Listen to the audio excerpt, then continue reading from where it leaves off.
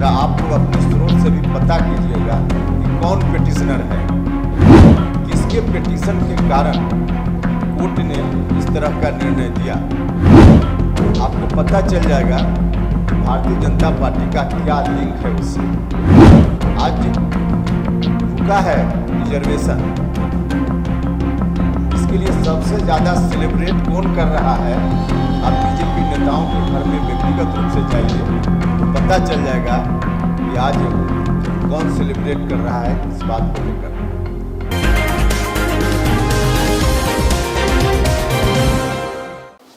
देखिए, भारतीय जनता पार्टी का दो चेहरा है। एक चेहरा जिसकी चर्चा राष्ट्रीय अध्यक्ष जी ने की, आरक्षण विरोधी चेहरा, जिसको अंदर छुपाए रहते हैं और बाहर लोगों के बीच दूसरा चेहरा लाते हैं और कोशिश करते हैं कि लोग उनके बाहर वाले चेहरे पर भरोसा कर लें। जोर जोर से बोलते हैं कि आरक्षण के हम समर्थक हैं। अभी जो कुछ भी परिस्थिति बनी, चुनाव की प्रक्रिया चल रही थी, कुछ ही दिनों के बाद मतदान होना था। जिस कारण से यह मामला उलझा, उसके कारणों में जरा जाइए। जो पिटिशनर है इस केस का, जरा आप लोग अपने स्रोत से भी पता कीजिएगा कि कौन पिटिशनर है, किसके पिटिशन के कारण कोर्ट ने इस तरह का निर्णय दिया। आपको पता चल जाएगा कि भारतीय जनता पार्टी का क्या लिंक है उससे। आज रुका है रिजर्वेशन, इसके लिए सबसे ज्यादा सेलिब्रेट कौन कर रहा है? आप बीजेपी नेताओं के घर में व्यक्तिगत रूप से जाइए तो पता चल जाएगा कि आज कौन सेलिब्रेट कर रहा है इस बात को लेकर। हिटलर जिस तरह से कहता था कि किसी एक झूठ को 100 बार बोलो तो सच दिखेगा, इसी थ्योरी पर बीजेपी के लोग चलते हैं। बार बार किसी बात को, झूठ को भी इतनी बार बोलो कि लोग सच समझने लगें। लेकिन मुगालते में हैं लोग, बिहार के लोग और देश के लोग अब उनके झूठ में नहीं आने वाले। दूसरी चीज कि भारतीय जनता पार्टी का रवैया पुराना है, जिसकी चर्चा राष्ट्रीय अध्यक्ष जी कर रहे थे कि आरएसएस के नेता ने क्या कहा है रिजर्वेशन के बारे में। कुल मिलाजुलाकर उनकी कोशिश है, सिर्फ बिहार की यह अकेली घटना आरक्षण को रोकने की कोशिश नहीं है, बल्कि देश भर में ऐसी घटनाएं हो रही और इन तमाम घटनाओं के पीछे भारतीय जनता पार्टी खड़ी होती है।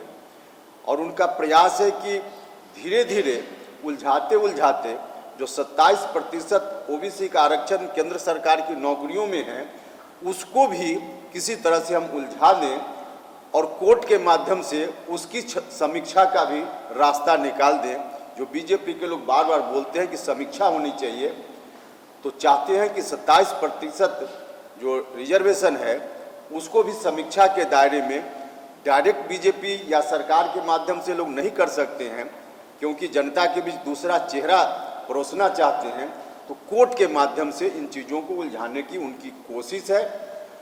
आप इसकी मूल में जाइएगा, जड़ में जाइएगा कि जिस ट्रिपल टेस्ट की बात हो रही है, आयोग बनाने की बात हो रही है, उस बात की शुरुआत कैसे हुई?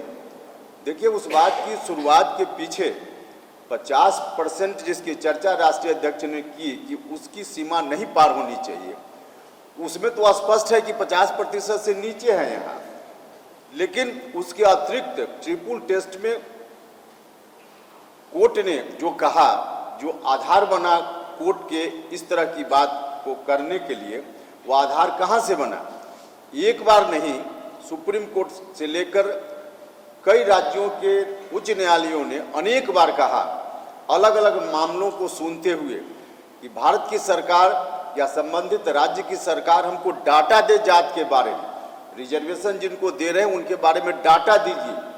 डाटा इनके पास नहीं है, नया फ्रेश डाटा नहीं है, फ्रेश डाटा जुटाना नहीं चाहते हैं और इसके पीछे भी इनकी मंशा साफ नहीं है, वरना डाटा लोग जुटाते। और फ्रेश डाटा नहीं होने के कारण ही कोर्ट के सामने यह गुंजाइश बनी कि कोर्ट ने चाहे महाराष्ट्र का मामला हो, मध्य प्रदेश का मामला हो और अभी यहाँ या दूसरे राज्यों में कोर्ट ने ट्रिपल टेस्ट में कहा कि पिछड़ेपन का आंकड़ा लाइए, इसलिए कोर्ट ने एक नई व्यवस्था दे दी।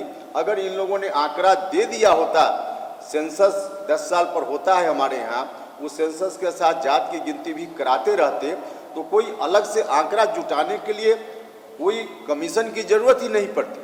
तो इन लोगों ने जो रवैया अपनाया है, उस रवैया के चलते कोर्ट में ऐसी स्थिति बनी है और इन लोगों की कोशिश वही है कि सारे मामलों को जो रिजर्वेशन से संबंधित है, अंततः 27% रिजर्वेशन को भी हम उलझा दें। तो यह इनकी कोशिश है। लेकिन ध्यान रखें भाजपा के लोग, बिहार में अभी जो चुनाव रुका है, बिल्कुल नीतीश कुमार जी का कमिटमेंट है, जब तक रिजर्वेशन ठीक से फिर नहीं आएगा तब तक चुनाव नहीं होगा। अति पिछड़ा भाइयों के रिजर्वेशन को सुनिश्चित किए बिना बिहार में चुनाव नहीं होगा। राज्य सरकार को कानूनी तरीके से जो भी कदम उठाना होगा राज्य की सरकार उठाएगी, लेकिन बिना अति पिछड़ों के रिजर्वेशन या जिन वर्गों के लिए रिजर्वेशन बिहार की सरकार ने, नीतीश कुमार जी ने दिया है, उनके रिजर्वेशन के बिना कोई चुनाव नहीं होगा। रिजर्वेशन के साथ ही चुनाव होगा।